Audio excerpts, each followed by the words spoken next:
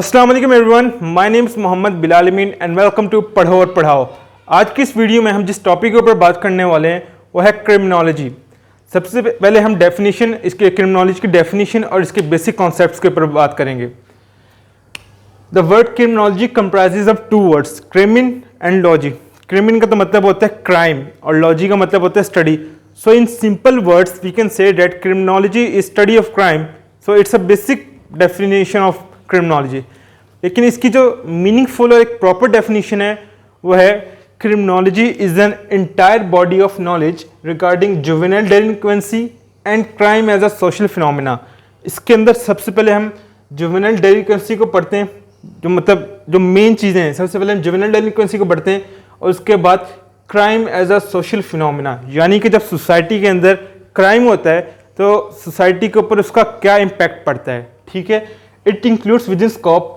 इसके अंदर 3 major coverings हैं। पहली, the process of making of laws, के जो लॉज हैं वो किस तरह फॉर्मुलेट होते हैं, और दूसरा ब्रेकिंग ऑफ लॉज, कि कोई भी इंडिविजुअल क्यों लॉ ब्रेक करता है, किन हालात के अंदर लॉ ब्रेक करता है, और तीसरा the reaction towards breaking of law. जब कोई इंडिविजुअल लॉ ब्रेक करता है तो वहाँ के रहने वाले लोग, उस सोसाइटी के रहने वाले लोग और वहाँ की जो एजेंसीज हैं उसका उस इंडिविजुअल के बारे में क्या रिएक्शन होता है, उसके उस एक्ट के ऊपर क्या रिएक्शन होता है। ठीक है, एक तो इसकी डेफिनेशन ये होगी, और इसकी एक और डेफिनेशन है, और एक और जो सबसे बड़ा कन्फ्यूजन होती है कि जो क्रिमिनोलॉजी है वो एक आर्ट सब्जेक्ट है या फिर एक साइंस का सब्जेक्ट फील्ड है।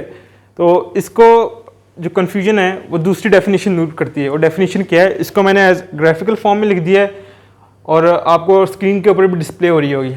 वो डेफिनेशन है, criminology is an interdisciplinary field. Interdisciplinary का मतलब होता है कि ये दूसरे सब्जेक्ट्स का नॉलेज भी अपने अंदर इंक्लूड करती है, कि उनके थ्योरीज भी मिलके एक क्रिमिनोलॉजी पूरा सब्जेक्ट बनता है। ठीक है, the criminology is an interdisciplinary field which draws primarily upon the research of sociologist, philosophers, psychiatrist. हम इसके अंदर बायोलॉजी की थ्योरीज भी पढ़ते हैं, सोशल एंथ्रोपोलॉजिस्ट भी इसको कंट्रीब्यूट करते हैं, साइकोलॉजिस्ट भी करते हैं, और लॉ स्कॉलर्स भी इसके ऊपर अपनी रिसर्च पेश करते हैं।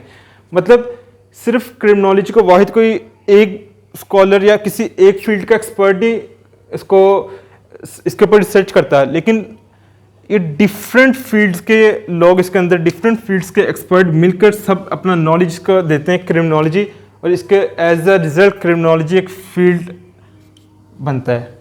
तो ये चीज़ क्लियर करती है कि criminology is a social science. ठीक है, अब अगर कोई भी आपसे पूछे कि क्रिमिनोलॉजी जो है वो एक आर्ट्स का फील्ड है या साइंस का फील्ड है, मोस्टली लोग इसको एक आर्ट सब्जेक्ट समझते हैं।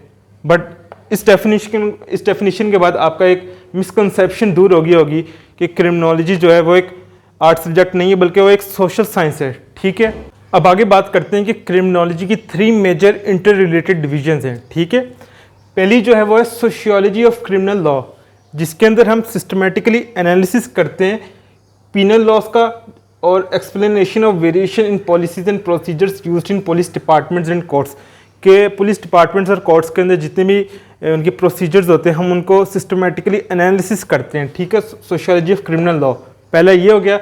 दूसरा आता है कि sociology of crime and social psychology of criminal behaviour.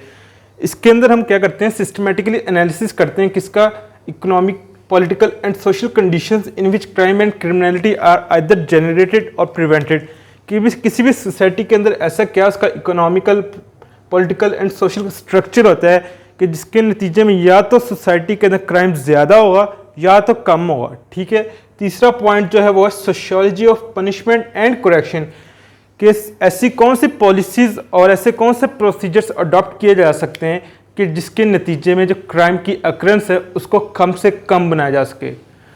तो that's all for today, this is lecture number 1 and इंशाल्लाह we will be uploading further lectures. तो होपफुली आपके तमाम कॉन्सेप्ट्स क्लियर हो गए होंगे। तो दैट्स ऑल फॉर टुडे, अपना बहुत सारा ख्याल रखें।